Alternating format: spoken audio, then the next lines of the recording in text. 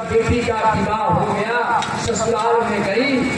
उदाहरण के लिए समझिए, अगर वह किसी कोई गलती उससे हो जाती है तो उसकी सास क्या कहती है, पता नहीं कैसे बाप की बेटी है, या कोई नहीं कहता है कि किस बाप की बेटी है, ना किस बाप कैसे बाप की बेटी भी है, केवल बाप का नाम लिया जाता है। इसलिए बात मान के चलिए, सदैव बेटी बाप की होती है, और बाप जितना बेटी से उसका नजदीकी है, उसका संबंध है, जितना लाभ प्यार और बेटी को देता है, शायद मैं समझता हूँ कि बेटे को वह नहीं देता। और बेटी भी अपने बाप के लिए जो कुर्बानी देने के लिए तैयार रहती है, मैं समझता हूँ कि संसार का दूसरा कोई आदमी यह नहीं दे सकता। इतना जमाना बदल गया कि कई परिवार ऐसे हैं कि बेटे अमेरिका में रहते हैं। एक बार पिताजी की तबीयत खराब हुई, माताजी की तबीयत खराब हुई, एक बार आ गया अमेरिका से, इस बार गया है, दूसरी बार फिर तबीयत साल में, और टिकट कट जाए तो बीच में मत बोल जाए। अब हमारा समय नहीं के अमेरिका के बाबू को खाली रुपये कमाता है, लेकिन उनका यह आवाज बा कि जब मर जाइए तो खबर दिया लोग छुट्टी लेके आना समय।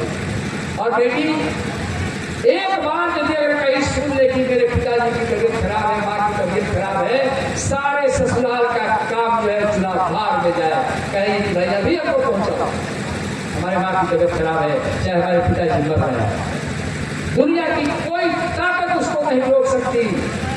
आप जरा एक बार स्मरण करिए, बेटा कहता है कि मर जाए तब हमको बुलाइएगा, अब बेटी आपसे मिलने के लिए सारा कुछ त्याग करके अपने घर आपके पास पहुंचती है, तो बेटी बढ़िया है कि बेटा बढ़िया है?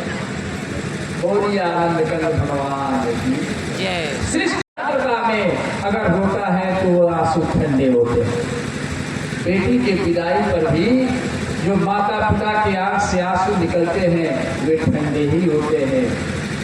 ये बहुत दुख नहीं, एक काल्पनिक बात है कि 20 साल तक जिस बेटी को पाला, घर में रखा, आदर किया,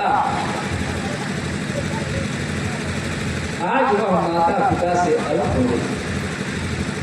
सज्जनों, दुख माता पिता इसलिए भी रोने लगते हैं कि जहां वह जा रही है वह लाडली, उसका एक आदमी भी वहां परिचित नहीं है, कोई किसी को वह नहीं जानती और उसको भी कोई नहीं जानता।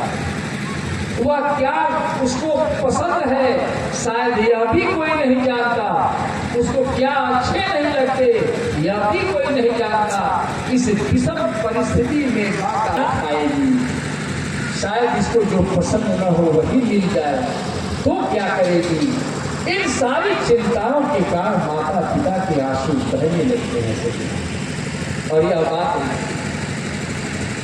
शायद वही समझ सकता है जो बेटी का बाप, जो नहीं है शायद यह बात नहीं समझ पाएगा, चाहे कितना हूं कह लीजिए, कितना हूं तथा श्रवण करा दीजिए सज्जनों, लेकिन वह आदमी यह नहीं बता सकता। ठीक उसी तरह से जिसने जीवन में कभी खीर नहीं खाया, उनसे कितनों समझाइए कि खीर का स्वाद कैसा होता है, कोई कहे कि चीनी जैसा होता है, चीनी ने कहा कि गुड़ जैसा होता है, गुड़ भी नहीं खाया।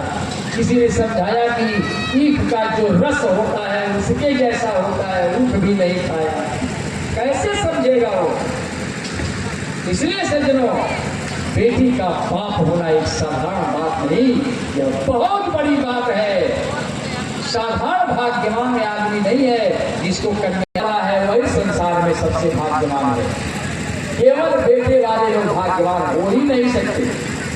यह बात अगर समझते हैं, आज के दिन में बहुत लोग कहते हैं, सुनता हूँ मैं भी, गाजी कौन है, 10-12 साल से मैं भी कथा कह रहा हूँ, अभी कोई ऐसा ग्रंथ नहीं मिला जिसमें यह लिखा हो कि बेटा के विवाह में या उसमें माता जी ने बड़ा जमा तो नाचता आजकल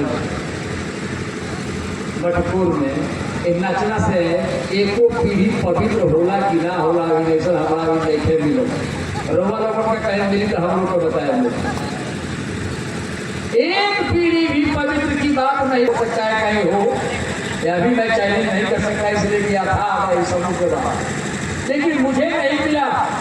लेकिन यह 10 पीढ़ी आगे 10 पीढ़ी पीछे और एक जो कन्या 10 पीढ़ी की बात तो मैंने पढ़ी है और हमारे पंडित जन भी पढ़े होंगे। जो विवाह पद्धति में ही लिखा हुआ है कि 10 पुरुषार दशा।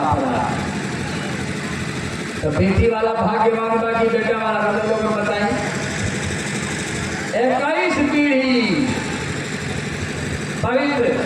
नरक में भी यदि अगर हमारे पूर्वज किसी के पड़े हो, अगर वह कन्यादान करता है तो उसके पूर्वज जो है सो स्वर्ग में तत्क्षण चले जाते हैं, चले जाते हैं। ऐसा जो शास्त्र मानता है। इसलिए सज्जनों, बेटी होना बहुत गौरव की बात है। और एक और बात बता दूं, कभी आप विचार करिएगा, बेटी का अमर होना, कितनी ताकत है इस आंसू में। इसलिए इस आंसू को साधारण न समझिए। बोलिए आनंद कपिल भगवान की।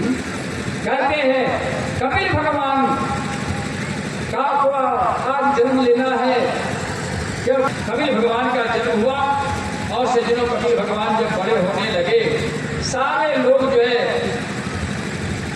उनके सामने बैठ करके रोज प्रतिदिन कुछ न कुछ समस्या रखते हैं, सुनते हैं, सुनाते हैं। आदमी जब गर्भ में आता है तब तो दुख नहीं होता, क्योंकि एक पिंजरे में बंद रहता है, बड़ा वहां आनंद से रहता होगा जीव। कहा कि नहीं माता ऐसा ना कहिए, गर्भ समम दुखम न भूतो न भविष्यति। गर्भ में जो दुख होता है वो न कभी हुआ है और न आगे कभी होगा। सज्जनों, कहा कि भविष्य के जरा कैसे कैसे विकसित होता है वह बच्चा, कैसे दुख भोगता है और कैसे फिर संसार को देखता है, जरा इसका चित्रण करो। कहते हैं हमारे सुखदेव जी महाराज, कपिल भगवान बता रहे हैं अपनी माता को। आजकल बहुत लोग माताएं बहनें या बहुत हमारे बंधुजन हुए कहते हैं कि 3 महीने तक का जब तक वह गर्भ नहीं हो जाता तब तक उसमें प्राण नहीं आते। लेकिन ऐसा नहीं है माताओं।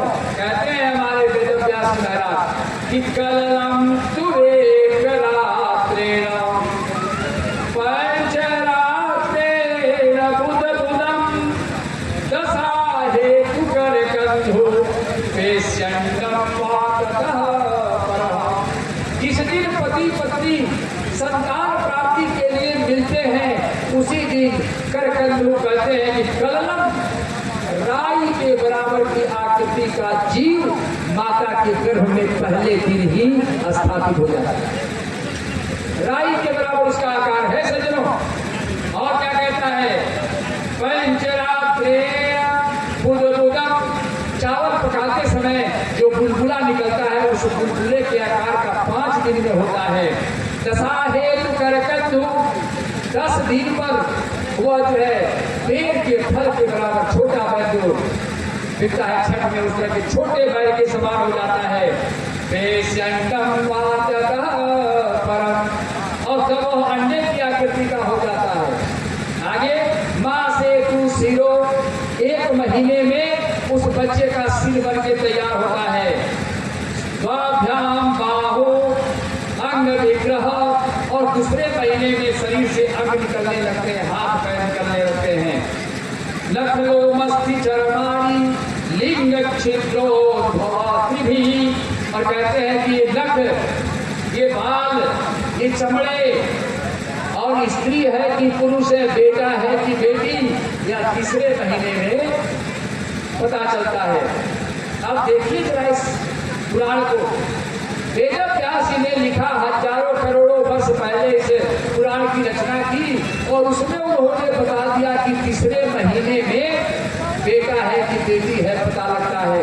आज विज्ञान लोग कहते हैं कि बहुत बढ़ गया है, तो आज भी कौन अल्ट्रासाउंड करवा ले, 3 महीना का बाद पता लगेगा कि बेटा है कि बेटी है।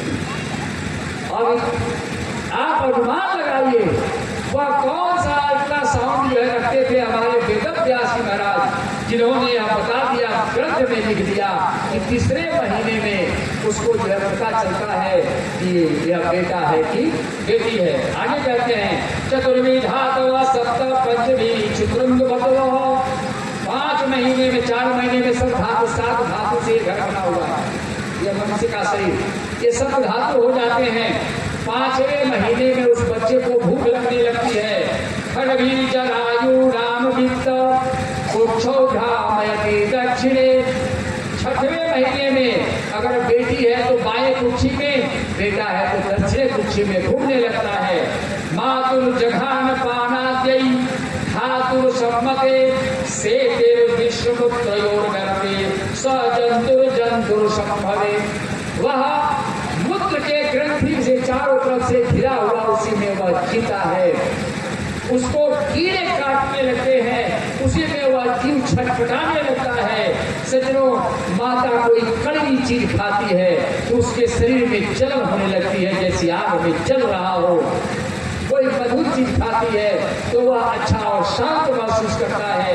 सज्जनों, इस तरह से कृमि भी सतवर्षांग, खूब कृमि उसमें उसको काटते हैं। और 7वें 8वें 9वें महीने में उसको ज्ञान हो जाता है, माता कहाँ जाती है, माता कहाँ क्या करती है, क्या खाती है, किससे क्या बात करती है, ये सब बच्चा जानता है। माताओं ध्यान रखना, 7वां 8वां और 9वां ये 3 महीने बड़े ही उपयोगी हैं और बड़े संवेदनशील हैं। 7वें 8वें और 9वें महीने में माता को बिल्कुल ध्यान रखना चाहिए। यो तो शास्त्र बताते हैं सज्जनों कि 2 जगह पत्नी मां बन जाती है। कब? भोज्य सुमाता, भोजन कराते वक्त, भोजन कराने के समय पत्नी माता की तरह से हो जाना चाहिए। माता जैसे पुत्र को भोजन कराती है, वैसे पत्नी को भी अपने पति को भोजन कराना चाहिए, क्योंकि संसार में भोजन कराने वाली मां के बाद दूसरा कोई आदमी नहीं है। मां जैसा भोजन इस संसार में कोई नहीं कराता। यह वही समझ सकता है जिसकी मां नहीं है, और अब तमाम लोगों से उसको भोजन मांगना पड़ रहा है। सज्जनों, कहते हैं वेद व्यासी महाराज। और दूसरी बात, घर में नया मेहमान आने वाला है तो पति को 9 महीने तक अपने पत्नी के तरफ पत्नी जैसा व्यवहार नहीं, बिल्कुल नहीं करना चाहिए। और पत्नी को भी पति के साथ कोई पति से संबंधित व्यवहार नहीं करना चाहिए, अन्यथा ये पिता पुत्री की तरह से हो जाना चाहिए, माँ बेटे के जैसा हो जाना चाहिए। ऐसा संबंध अगर रहेगा तो निश्चित रूप से राम कृष्ण परमहंस जन्म लेंगे, विवेकानंद जन्म लेंगे, दयानंद सरस्वती जन्म लेंगे, हमारे जैन धर्म के प्रवर्तक महावीर पैदा होंगे, बौद्ध धर्म के प्रवर्तक बुद्ध पैदा होंगे। इतना ही तक नहीं अंत हो जाता, हमारी माताओं के द्वारा राम और कृष्ण भी पैदा हो गए। बोलिए आनंद भगवान की। ये ताकत है